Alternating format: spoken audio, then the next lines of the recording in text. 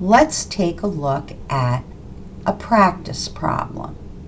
We have a company, Toyland Manufacturing, and they have decided to consider switching to activity-based costing for their two products.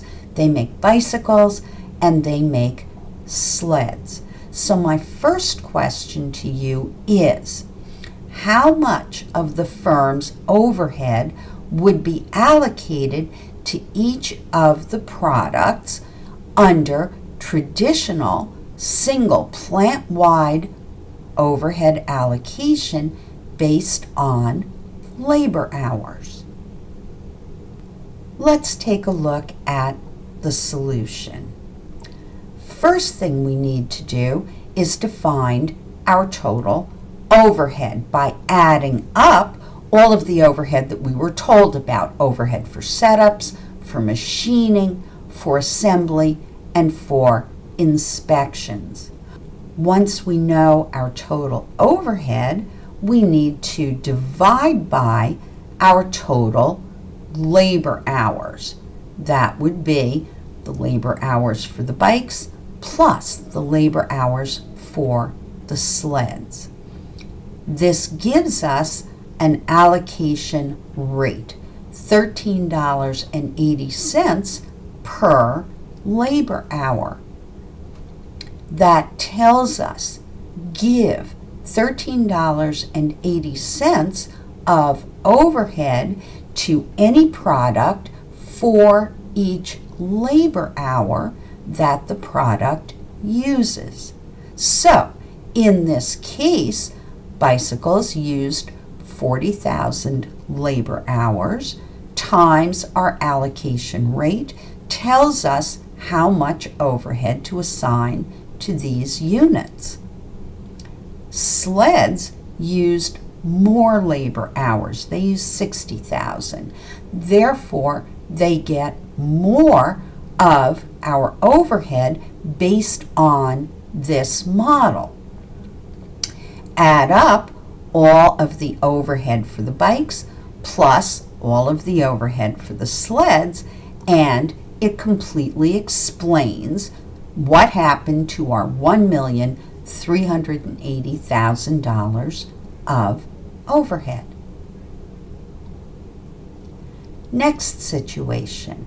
What if this company decided to use departmental rates and felt that the machining department was machine-paced, so machine hours would be a good allocation base, whereas the packaging department was labor-paced, and therefore labor hours would be a good allocation base? How much overhead is allocated to each product under this scenario? Well, in this case, we need to take all of our machine department overhead, that would be all of the setup overhead plus all of the machining overhead, and divide by the total number of machine hours. And we get an allocation rate, $25 and change of machine department overhead for each machine hour that a product uses. So, we can do the same thing with the packaging department. We can add up all of the overhead in the packaging department, divide by all of the labor hours in the packaging department, and that gives us a rate, $4.80 per labor hour. Now, to find the total cost allocated to the bicycles or to the sleds, we have to do a little bit more math. For the bicycles, we take the machining rate and we multiply by the number of machine hours. And we take the packaging allocation rate, and we multiply by the number of labor hours. Add it up, and it gives the total amount of overhead that's assigned to the bicycles. We can do the same thing for sleds. The machining rate times the number of machine hours for sleds plus the packaging department rate times the number of labor hours gives us the total overhead assigned to the sleds. Add them up, it has to explain all of our overhead. The third possibility is to use activity-based costing. In this case, we need to make a separate allocation rate for each cost pool. So, for the setups, we take setup costs divided by the total number of setups, and we get a rate, $800 of setup overhead for each setup. Now, any product that uses more setups deserves more of this cost. So we can see right away, it takes a lot more setups to make bicycles than it does to make sleds. So more of this pool is going to end up being assigned to the bicycles, and we'll see that in a minute. What about machining costs? We take the total overhead in the machining pool and divide by the total amount of machine hours, and that tells us to assign $20 of machine overhead per machine hour. For assembly, we take the total amount of overhead in the assembly pool and divide by the total number of direct labor hours. That gives us a rate, $3 per labor hour.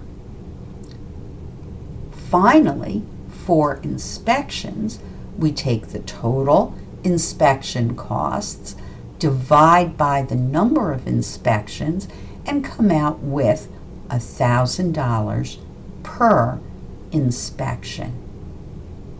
Now we have to use these rates to assign all of these overhead costs to our bicycles and our sleds.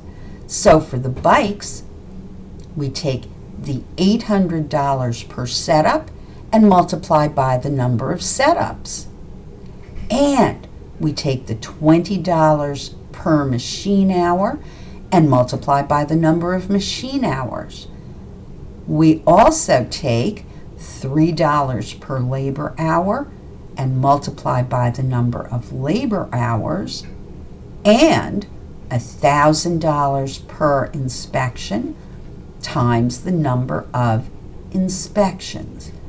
Add that up, and it tells us the total amount of overhead that should be assigned to the bicycles. We can do exactly the same thing with sleds. $800 per setup times the number of setups for sleds. $20 per machine hour times the number of machine hours for sleds. $3 per labor hour times the number of labor hours used for assembly. And finally, $1,000 per inspection times the number of inspections. Add it up, and that gives us the total amount of overhead that should be assigned to sleds. Altogether, we've still accounted for all of our overhead, $1,380,000 worth of overhead. The difference is which product has to carry that overhead. So here's a summary of the results. You can see that there is a significant difference between the amount of overhead that's assigned to each product under each method. However, the total amount of overhead is always the same because all costs have to go somewhere. If we look at the amount of overhead that's assigned to each of our products using a single plant-wide rate, we can see that it significantly over costs our sleds and under costs our bicycles compared to the other methods.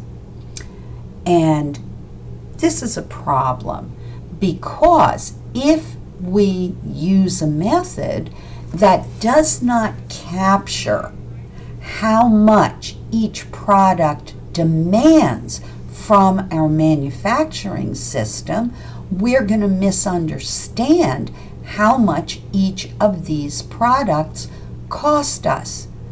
In this particular example, we're going to think that sleds cost us a lot more to make than they probably really do.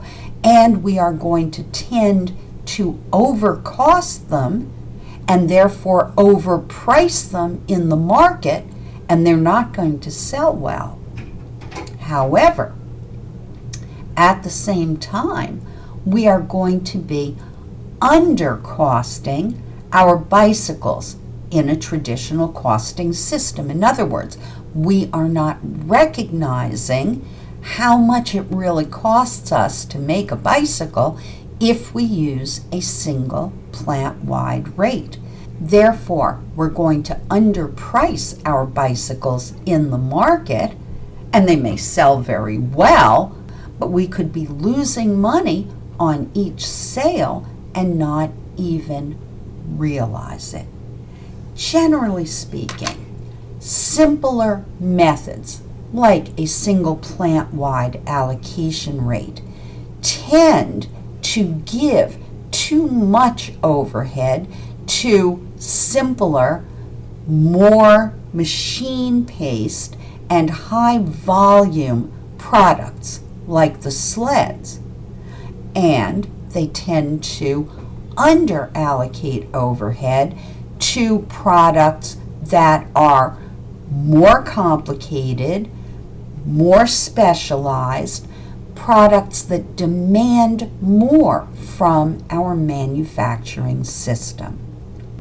So the general rule is, the more different products your firm makes, and the more different those products are from each other in terms of what they need from your manufacturing system, the more likely your firm is to benefit from using activity-based costing.